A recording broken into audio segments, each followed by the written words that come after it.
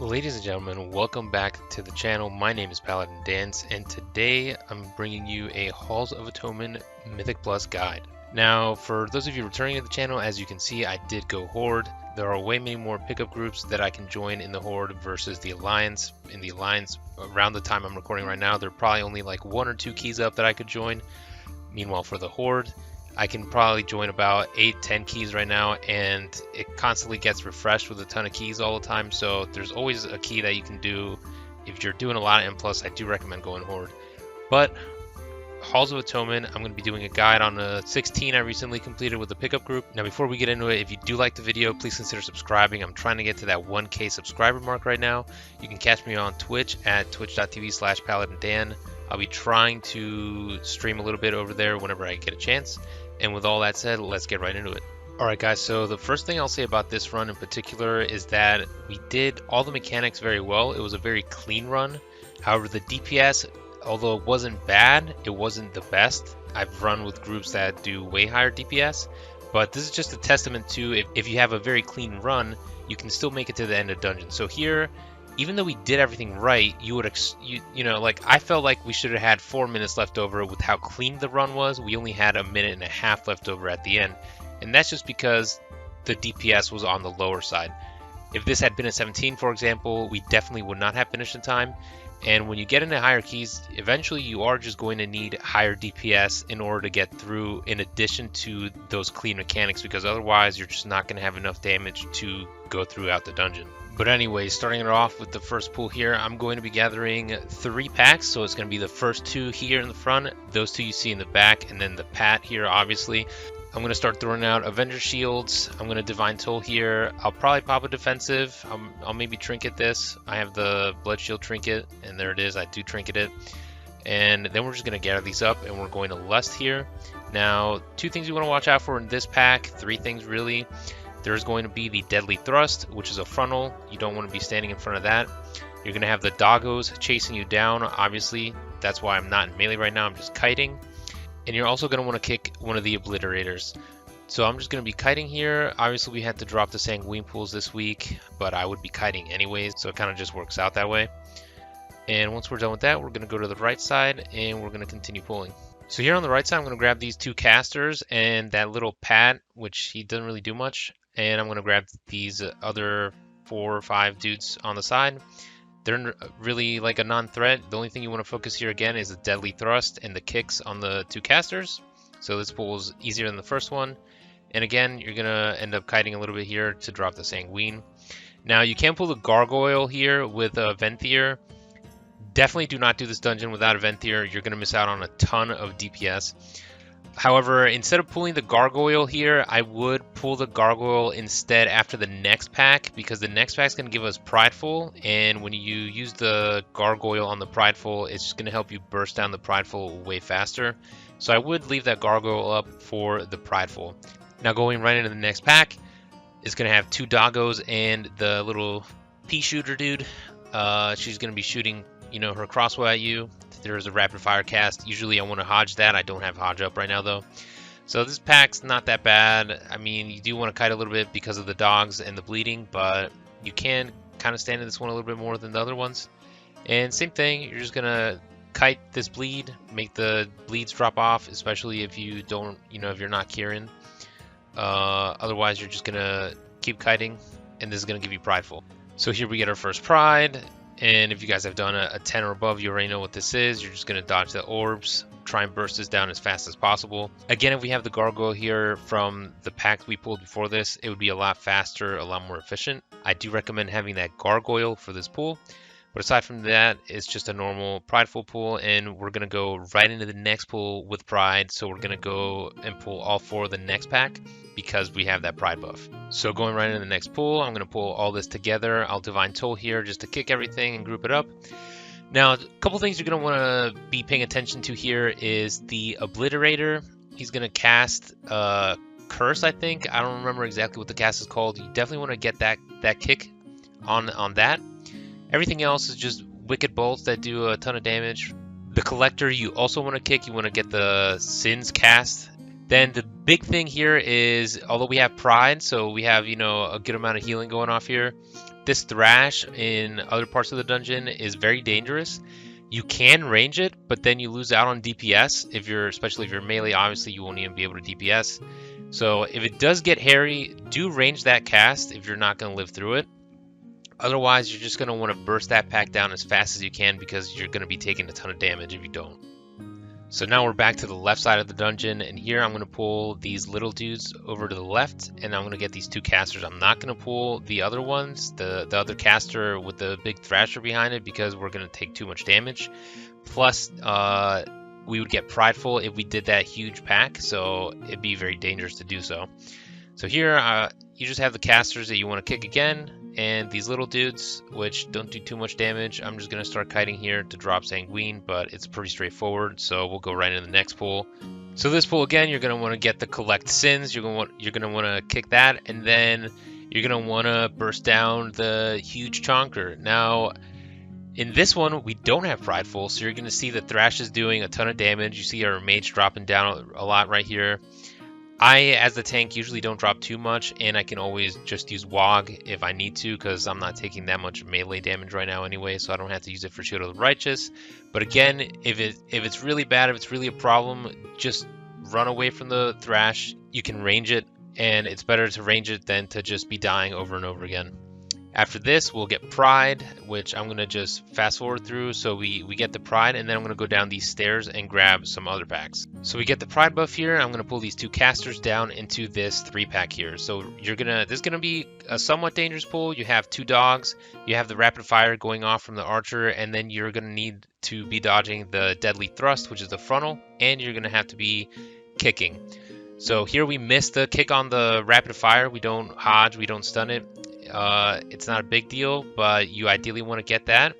And I'm going to start kiting again because you have two dogs and you're trying to drop Sanguine. But as you can see, this is absolutely melting. The mage did combust this pack, and we also had Pride, so this isn't too bad a pull. It kind of gets worse when you keep going without Pride.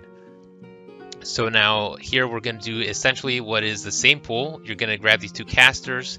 My Venthyr grabs the Stoneborn here, and then we grab the 3-pack here. So same exact pack, except now you have the help of the Gargoyle.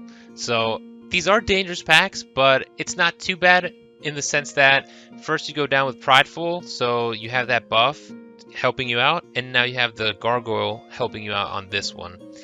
Now you can save the Gargoyle for the next Prideful, and that might be advisable, to be honest, especially in hierarchies. If you go up, to 17s, 18s, the Prides do get really hard to kill. So you might want to skip the Gargoyle on this and wait for the Pride to spawn. The Pride will spawn after this pack in the next pack. So we'll go into that pack now. So after finishing that up, we're going to grab these two casters. I'm going to grab these two alone. If we grab this 4-pack together, I wouldn't advise it for pickup groups just because it might be uncoordinated, especially this one, we didn't have comms. But you will get Pride from that. So usually what ends up happening is we kill the 3 casters, and then the big dude is still alive because he's really tanky, and then we're tanking a Prideful with the Thrash from the big dude, right? Definitely don't want to do that. So just to be safe, I grab the 2 casters first, and then as you can see, I'll be moving over to the other 2-pack. And ideally you want to burst down the big guy first and kill them together here so that you don't get Prideful, like I said, with the big guy still alive, because then you're basically going to wipe. Now after this pack, we just get Prideful, and then we're going to go back to the middle of the boss room and we're going to go grab the trash there. Now trash in the middle here, you can use the Gargoyle if you want, although I would advise using that Gargoyle for the boss, which is what we end up doing. This trash is basically the same pool we just did. It's like the same pool over and over again in this dungeon, guys. You're going to have the 2 dogs with the sharpshooter, whatever, and then you're going to have 2 casters, right? So I pull the 2 casters on the front of the stairs after we get everything else down really low because I want to cleave these down. I don't want to have to pull this later. And I want to start kiting here. Start dropping some Sanguines. But again, you're going to want to try and CC the crossbow, and you're just going to want to kite the dogs. So here we have Lust for the boss, and we're going to use that Gargoyle as well. So this boss is going to be taking a lot of damage. It's going to melt pretty quick. Make sure as a tank, guys, that when you're pulling this boss that everyone's somewhat close to you, because if they're really far away, which they shouldn't be, but if they are for some reason, then they're just going to die if they're not within the circle for the boss. Now, moving on to this fight, you're always going to get about 2 or 3 of these crumbling slams. I always try and move back into the old one just to kind of keep them somewhat stacked together as best you can. Try and make sure that no one's standing with you because it is an AoE ability, so if you have a melee standing with you on the crumbling slam, they'll probably get one shot. This boss is pretty straightforward, guys. You just move away from the slams and then you don't get hit by the beam, right? It's probably the easiest boss in the whole encounter, so we can just fast forward through this to the next pool, which is going to be the 3-pack next to the boss. Now for this 3-pack, it's the same 3-pack you've seen. You're just going to burst this down and you're going to do this for percent. This gargoyle that we pull here is advisable that you also use that for the boss, but you know, whatever, we used it for the trash. It's not like you're wasting the DPS, but I would use it on the boss here.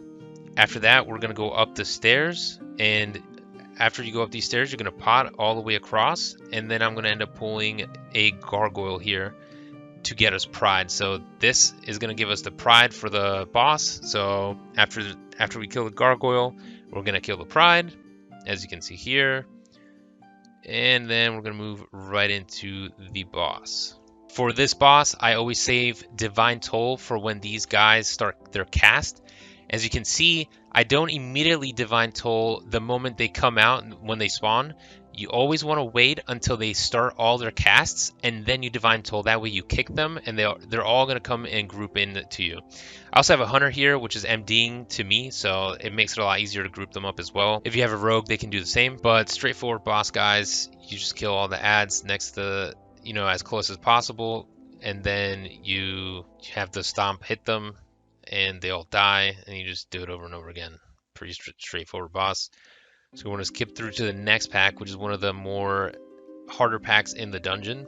Here on this pack is one of the scarier ones. Now, if you got cool, you can pull this if you have cooldown. So like say your mage has Combust, maybe you have a balanced druid and he's got Convoke or something. You can pull the whole thing and you'll just burst everything down. However, here, just to be safe, I do just tell him to CC the 2 marksmen in the back so that I'm not getting shot at while I'm tanking the 3 dogs. Now, for this dungeon, I did take the talent that slows Consecrated Ground. Your Consecration slows the enemies by 50%. It's going to help you out a lot here in this dungeon because you're going to want to kite the dogs. So that's what I'm doing here, just kiting the dogs. And then after that, I'm going to pull the 2 marksmen. Now, I could have pulled the 2 marksmen together here with the dogs, you know, when the dogs were low HP. I didn't just to be safe, just because I wanted to make sure that, you know, we had a clean run. But I think you can safely pull this entire room together, especially if you're a more durable tank like a Monk or a Vengeance Demon Hunter or even a Druid. So we're going to finish up the 2 marksmen here, and then I'm going to go pick up the next pack. That 4-pack is going to be the casters. These are collectors. So again, these are going to have Deadly Thrust, which you're not going to want to stand in the way of. You're going to have these AoEs going off the ground, which you want to dodge. And you're going to want to get some kicks. I think you need to get Collect Sins.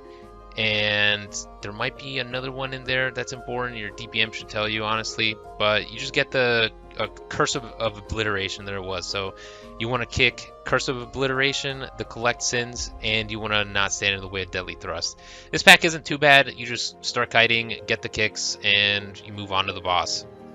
So in this dungeon, we did have 2 Venthyr for this boss, so we were able to grab the 2 gargoyles right off the bat.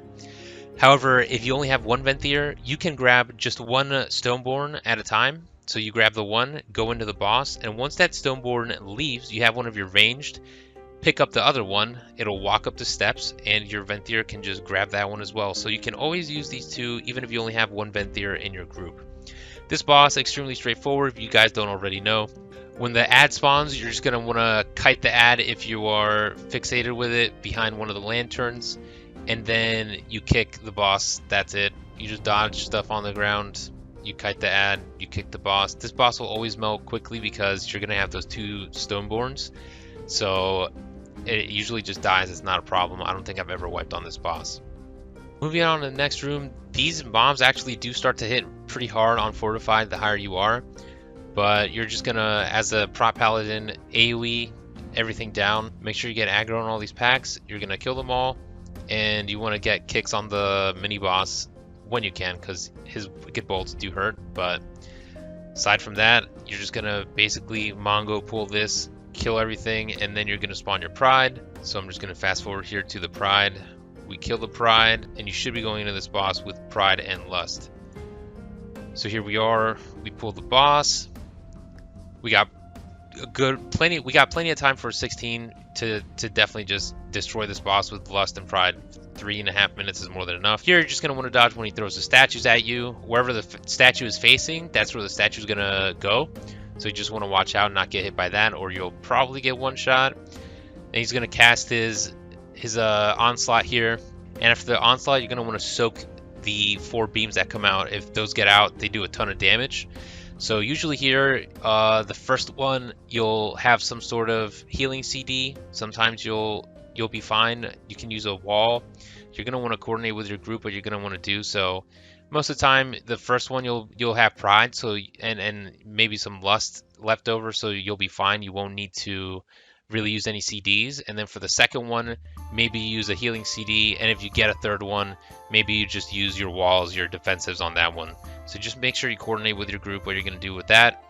But, you know, pretty straightforward boss, and fast forward a little bit here and we kill it, giving us the 16 halls done in time. So I mean, that's going to be it for the Halls of Atonement, guys. It's one of the easier dungeons. It's a little bit more straightforward. As long as you're, as a tank, kiting the packs, you should be fine. You just don't want to be, you know, eating the melees from the dogs, especially if they get enraged. You always want to be getting the kicks on the casters and the marksmen that are throughout the dungeon. You just want to make sure you stun their rapid fire as much as you can. That's really it. All the mobs are, you know, they're basically the same. It doesn't really change much. You just have the same mobs all over the dungeon in like a couple different varieties. And the bosses themselves aren't really too challenging either. So if you have decent coordination, decent mechanics, you should be able to get through this dungeon pretty easy. It's one of my favorite ones for sure. Now, if you guys enjoyed the video and made it this far, please consider subscribing. I am just trying to get that 1K subscriber mark. You can catch me at twitch.tv/PaladinDan. I'll be trying to stream whenever I can over there. And aside from that, I hope you guys have a good day, and I will see you all in the next one.